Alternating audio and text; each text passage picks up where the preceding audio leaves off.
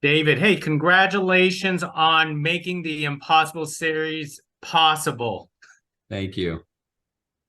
So, at which point did you know that the learning curve was over on making a foundation onto screen? And is it still a challenge for you? Yeah, of course, it's still a challenge. I mean, this is the most challenging project I've ever worked on. I mean,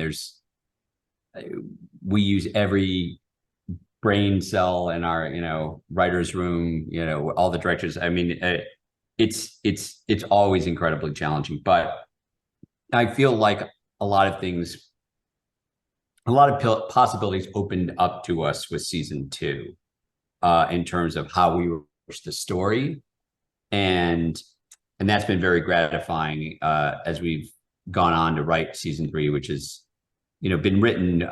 We're still waiting on the green light. We'll have to wait till after the strike for that, hopefully. But uh, a lot of light bulbs went off for us when we were writing season two. And one of the most gratifying things for me with season two was just seeing. I was nervous as to how the audience would welcome these entirely new characters joining the story, but they fell in love with Constant, they fell in love with Hober, they fell in love with Bell, and I think that bodes well for season 3 and 4 onward, that we can introduce entirely new characters and the audience will embrace them just as much as they did the ones that were with us from the beginning.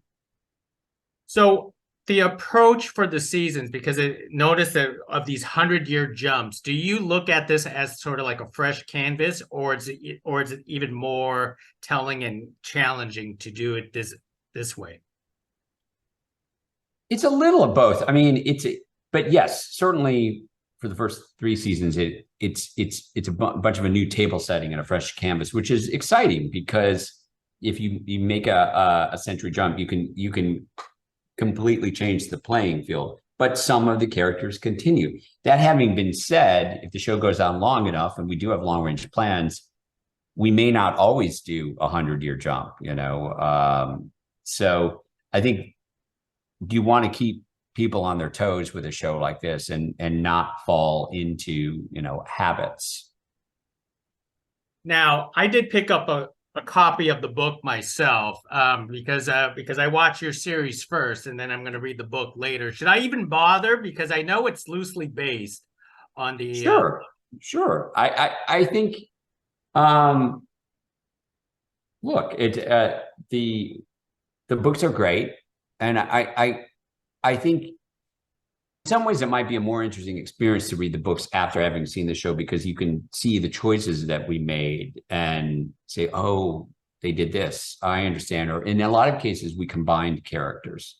A lot of our characters in the show are composite characters of two different characters in many cases. Now, how did you want to approach, a lot of this, psychohistory stuff? Because it almost seems like in season two, it was portrayed as almost like a religion, almost like how we treat, the church and the Bible in its own way, to prophesize the past and the future. Yeah, I look, one thing that I will say is that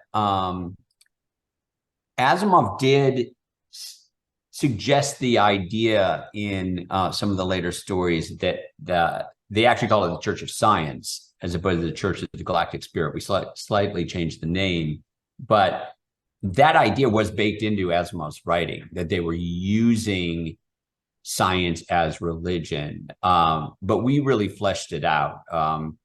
And I was intrigued, historically, there were these papal indulgence salesmen in the Middle Ages that were traveling Europe, and in order to raise money for the church, you could buy this. If you went to purgatory or something like that, you could buy this preemptive blessing from the Pope that would make sure that if you got to purgatory, you would eventually make your way to heaven, almost like a raffle. It was just crazy. It was this crazy idea, but yet it's something that was really happening in the Middle Ages in Europe. And that was kind of my model for Polly and Constant in terms of what they were doing. All of a lot of the ideas, I mean, we used Asimov as the basis, and then we just looked to human history for the rest of it. Well, I'm very excited for the conclusion of season two. I've already seen it, but everyone's going to, you know, blow their minds. And I'm also very excited that you will be introducing the mule down the road. So thank you very much, David, for this conversation. Thank you.